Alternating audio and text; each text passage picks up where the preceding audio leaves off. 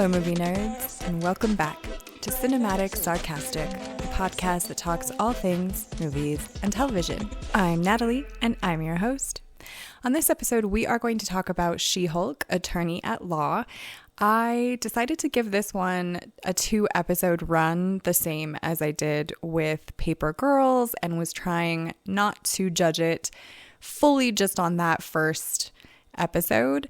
I will say that I don't think that my opinion changed too much from episode 1 to episode 2.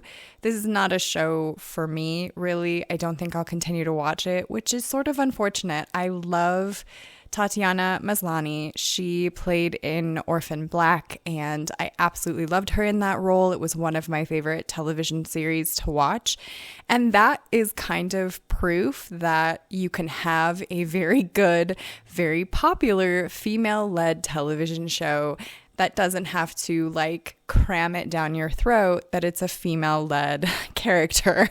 And I think She-Hulk kind of does exactly that and does it in not a great way. The only time that I found myself being excited about She-Hulk was that there happened to be a character that came on a million years ago when I was growing up. There used to be this television show on called Perfect Strangers, and it was the characters Larry and Balky. And one of those characters, the actor who played Larry from the show Perfect Strangers, his name is Mark. He is the She-Hulk's father in this show. And I got so excited the second that I saw him because you cannot mistake him. But again, he's not the main character. He's not even a major character. I think he was on the television screen for a minute and a half. He's not on there often.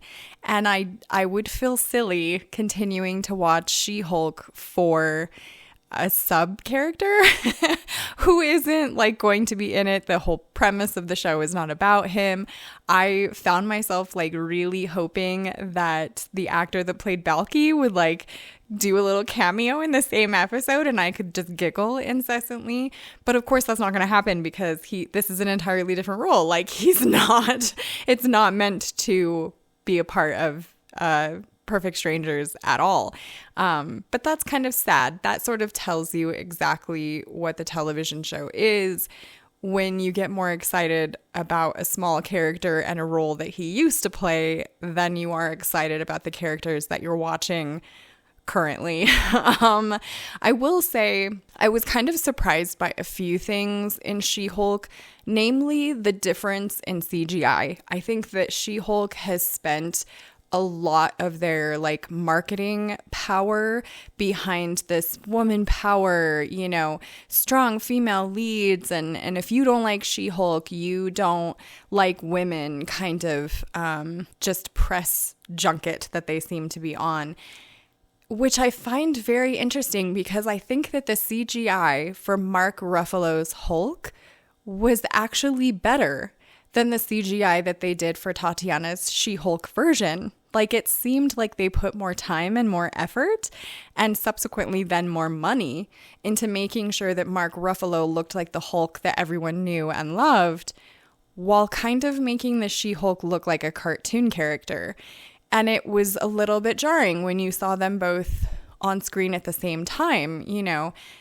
I get that they're supposed to be completely separate characters and they are not going to obviously look the same, but it was just a little bit obvious to me that maybe the CGI had not been done by the same people, if that makes sense. And I don't know if it is the exact same team, but it almost seemed like maybe there was one team that was working on her CGI and a completely different team that was working on, Bruce Banner's CGI.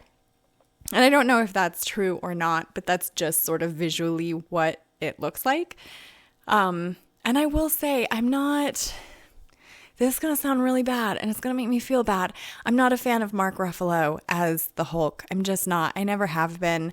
I, sort of kind of bounced out of watching his versions of movies. I don't like watching him in the Avenger films. I am one of those types of people that once I see a character played by someone, if I enjoy that version of what they've done, it's really hard for me to like break out of seeing that person as that character. So when Edward Norton played the Hulk, I very much loved his version of the Hulk. It was the version of the Hulk that I sort of envisioned, it was like a stronger, you like it made more sense in terms of sort of what he had been through, that he played that sort of role in that way, right? And I get that everyone feels that Edward Norton is pretty difficult to work with. So I don't know if that is the reason for them deciding to change characters. And I know that this version of Bruce Banner, played by Mark Ruffalo, is meant to be like the nerd Hulk, like the smart guy, scientist Hulk, as opposed to the badass sort of angry Hulk. But I'm not a huge fan of Mark Ruffalo. That makes me feel bad because I hate saying that about someone that I don't really know, but I don't tune in to watch the Hulk for him, and if Edward Norton were to come back and play the Hulk, you bet your bottom dollar I would tune in. It's the same for me with Batman. Michael Keaton will just always be the best Batman to me. And I'm saying this in terms of like the Batmans that I grew up watching. Lou Ferrigno is hands down the best Hulk, period. But the ones that I grew up with is like Michael Keaton as Batman and Jack Nicholson as the Joker. And it's hard for me to see other people play them. Not that we haven't had some great performances of actors that have done so, but none of them have quite measured up to like my first experience seeing that character. But either way, I don't think that Mark Ruffalo would even be the top for me of the Hulk. I would definitely put Edward Norton and Eric Bana before Mark Ruffalo. So he's not a draw for this show. And I don't know. I don't need a show to tell me that women are superior every second of an episode. It's a little old. It gets old real quick because contrary to popular belief nowadays, I guess, not every woman is a man hater. And it's hard to sit and watch a show where that's sort of drilled into you all the time. I don't know. It's kind of my big gripe with Amazon's Rings of Power that I won't be tuning in for and I won't be doing episodes for, because I don't need you to change what I love to match modern times or whatever we feel like is the most important political agenda right now. I don't tune into movies or television shows for that purpose. If I want a dose of the real world, I'll walk out my front door. What I want is something different than what I see outside. So She-Hulk was not a win for me. It's not terrible. I don't think it's awful. I just think it's pretty poorly written, and seems sort of like, I think a friend had mentioned to me that he thought that the She-Hulk felt like a 90s sitcom.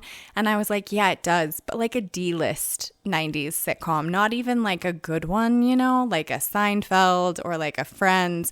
Like we're talking one of those ones that you would watch on an off season of good television shows, or if nothing was on that you wanted to watch and you were just bored, then She-Hulk would be what you would tune in for. So unfortunately, I won't still be watching Larry from Perfect Strangers. There are just other things that I would rather watch than She-Hulk. So that's my take on it. Let me know what you guys thought of She-Hulk. Subscribe if you want to join the Movie Nerd family.